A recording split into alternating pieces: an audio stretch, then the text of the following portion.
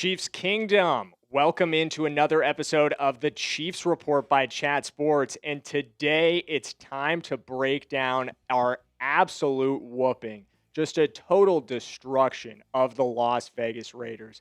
And if you guys are as hyped up about this performance as I am, I need you to support today's video by going down in the comments if you're on mobile or getting out your phone. If you're not watching on mobile, opening up that YouTube app and hyping today's video. It's as easy as swiping right on the comments and pressing that hype button, and it really, really helps out our channel here. Let's get into what we've got on today's show for you guys.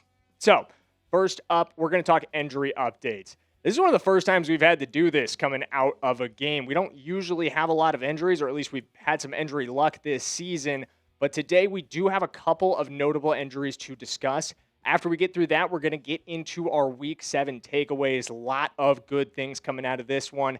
And then lastly, we're going to finish off with winners and losers, or really just winner and loser. We got one of each. Couldn't come up with any more than one loser from such a fantastic game. But let's get into those injuries. Starting with Trey Smith, he left in the first quarter with a back injury, did not return in this one, and Andy Reid would later go on to add some more details in the press conference. We'll get on to that in just a second. Kareem Hunt was limited in the second half with an ankle injury. He saw just 6 snaps after seeming to tweak it during the second quarter. Mostly work for Brashard Smith, which went quite well. We'll talk about him a little later in today's show. Omar Norman-Lott, this one's the really notable one. He left in the third quarter with a knee injury. That one seems to be quite serious. And then Xavier Worthy left just a little bit before that with a shoulder injury. All three of those, Smith, Lott, and Worthy, we're going to discuss a little bit more. Really no more details on Hunt. Seems like he might be good to go. But Pete Sweeney fired off a tweet about Trey Smith's back, and it said that Andy Reid said that his back locked up during the game.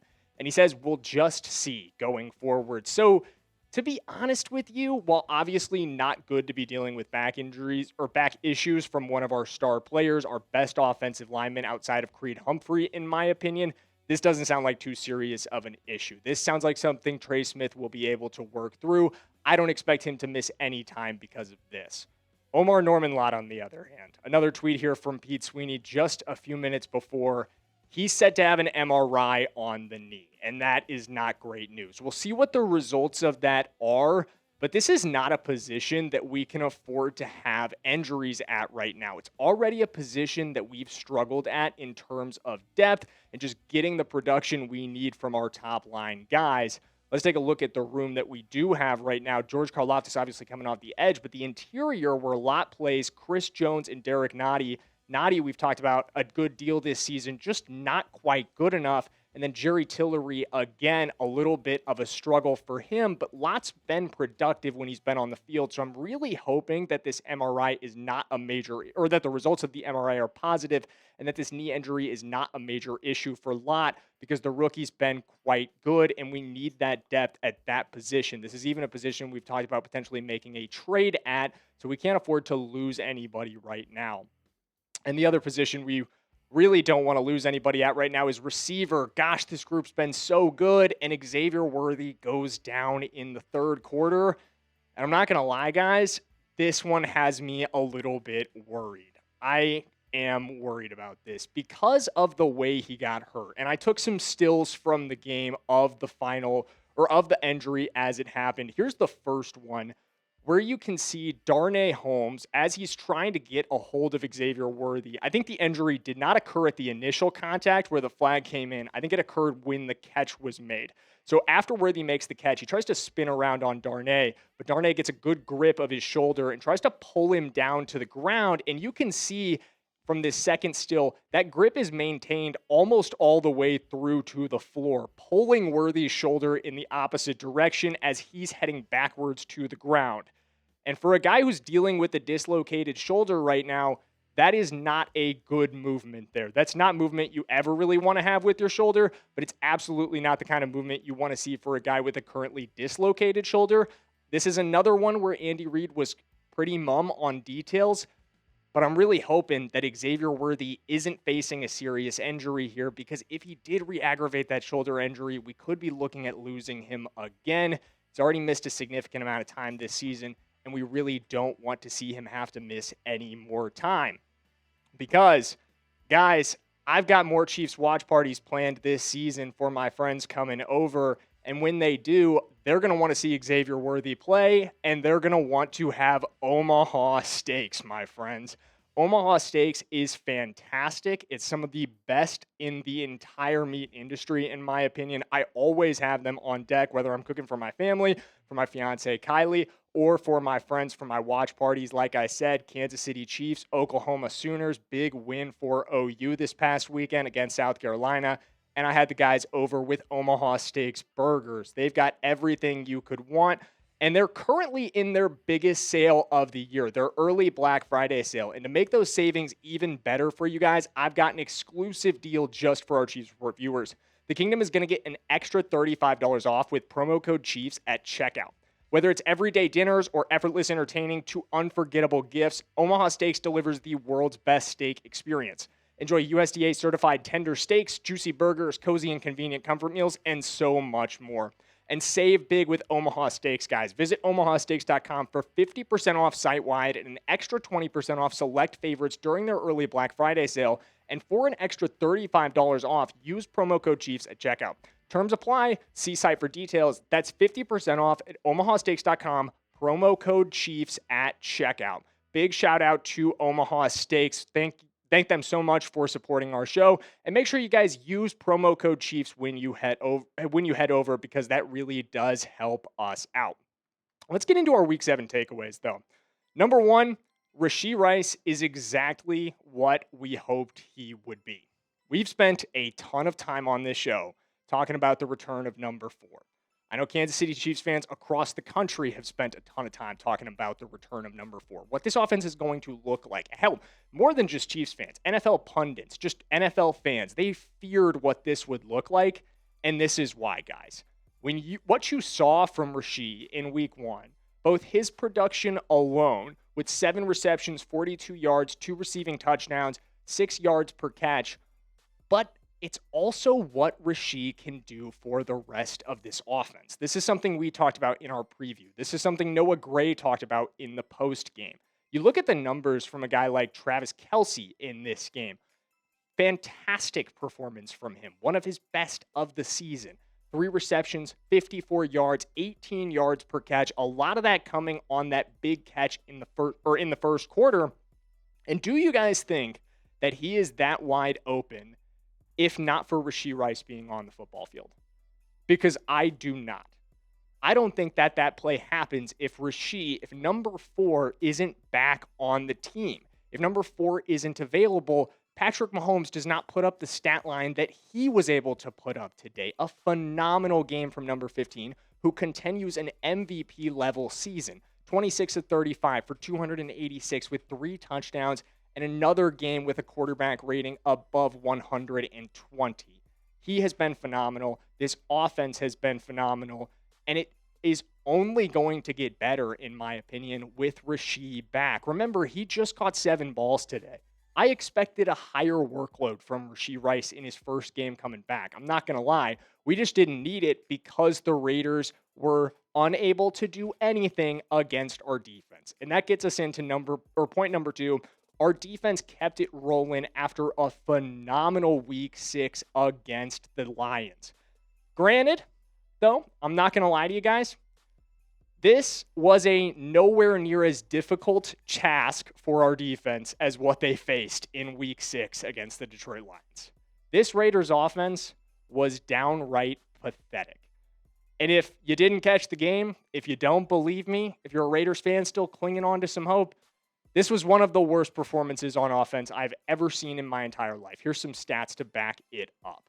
The Raiders ran just 30 plays all game.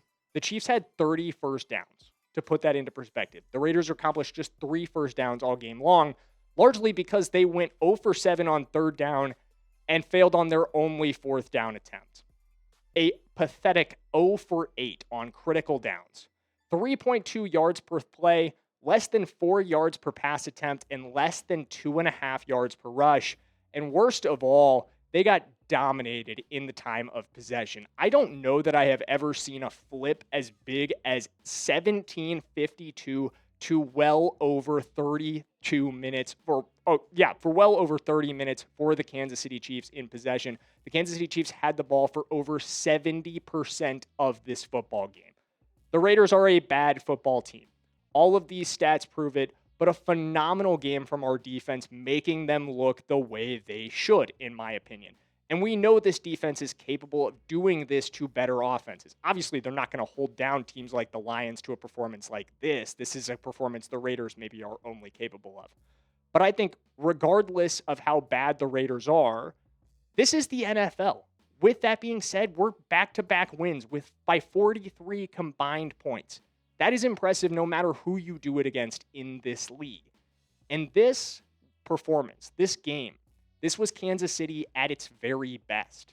That's because Rashee was back, yes, on offense. That's because of what Rashee was able to open up for us, but it's also because of what the defense was able to do. And lastly, it's because this is a three-phase football game. Clean day from the special teams unit. We've picked on Harrison Butker a lot. I've talked about the Chiefs moving on from Harrison Butker, or at the very least bringing in competition for him. But finally this season, and this is bigger than just Harrison Butker, shout out to Nico Remigio and the Gunners on special teams and the blockers as well. This was our first game without a major special teams gaffe. No big special teams penalties that set us back. No kicks out of bounds. No missed kicks from Harrison Butker. And he did actually come out and kick a field goal.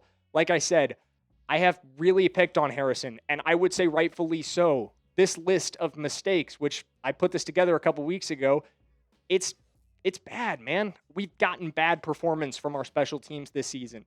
So I think it is worth noting when we've had notable mistakes, when they've been an issue this year, that this game they got through clean. And I credit that to Dave Tobe, who said, and I didn't love this response, we're going to wait and see and just keep pushing, just keep grinding the way we've done things. And I was looking for change, but maybe this special teams unit really did just need to keep hitting away at it, keep grinding away, doing things the way they've been doing it, and they would figure it out. Because if we can keep this level of performance up, special teams doesn't really seem like it's going to be an issue. And that's all you want from your special teams unit. Just don't be a problem. Make the kicks. Don't have penalties. 4 major special teams penalties against the Jags alone. We didn't have that against the Lions. We didn't have it tonight either. I'm going to call that a major success on the part of our special teams unit. Let's move on to winners and losers from this game. Winner for me, Brashard Smith. What a game from Brashard. If you guys follow me on Twitter, which you absolutely should, at jdurham_fball on Twitter. But I tweet about Brashard a lot, maybe more than any other player. I'm a huge fan of Brashard Smith. I know it's a little bit weird. He's a 7th-round draft pick, but I just think he can energize our offense so much. And it's clear that the Chiefs coaching staff sees that. We've had struggles to run the football this season, and they finally incorporated him in that element. And I still think the run game could have been better tonight. 41 carries for 151 yards. That's a lot of volume for your run game for not a lot of production. But I think Brashard did well, 14 carries for 39. And what he really did well, what he's continued to do well throughout this season, is the screen game. 5 receptions in the screen game for 42 yards. Almost every single one of those went for a first down or at least picked up a decent gain. It was a career day for Brashard Smith. A career day for a guy who I've had really high hopes for. I think he can fill a massive role in this offense. And performances like we saw tonight is exactly how he's going to carve that out for himself going forward. But speaking of people or roles in teams, Kristian Fulton does not have one with the Kansas City Chiefs. Going back to our loser from this game, it's hard to pick out a loser from a 31-0 blowout, but if there is one, it's absolutely Kristian Fulton. This is the second straight week after the Lions game last week where he was healthy all week long in practice. He was healthy all week long again in practice this week, that he was a healthy scratch. And gosh, that is so disappointing. We pay this guy $20 million to come over on a 2-year contract, and we're not even using him. And I really just can't figure out why. I don't know if Noel Williams is just so good that Steve Spagnuolo feels like Kristian Fulton would just be taking away snaps from Noel Williams. I think that's the easiest answer to swallow, in my opinion, as a big supporter of Noel Williams, as someone who wants to see him get more snaps. But it's still frustrating to spend as much money as you did on a guy like Christian Fulton and see him play absolutely no role in this offense. At best, right now, I'm hoping that we could get him flipped at the deadline. We've got a couple weeks to make that happen. I asked a couple of the other Chat Sports hosts around here whose teams are in need of cornerbacks if they'd be interested in maybe trading for him. General answer is no, but maybe real GMs actually would. We'll keep an eye on that as we keep an eye on all Kansas City Chiefs news. Make sure you guys hit that subscribe button if you made it to this point in today's video. We massively appreciate it, and we're going to see you in the next one. Have a great day.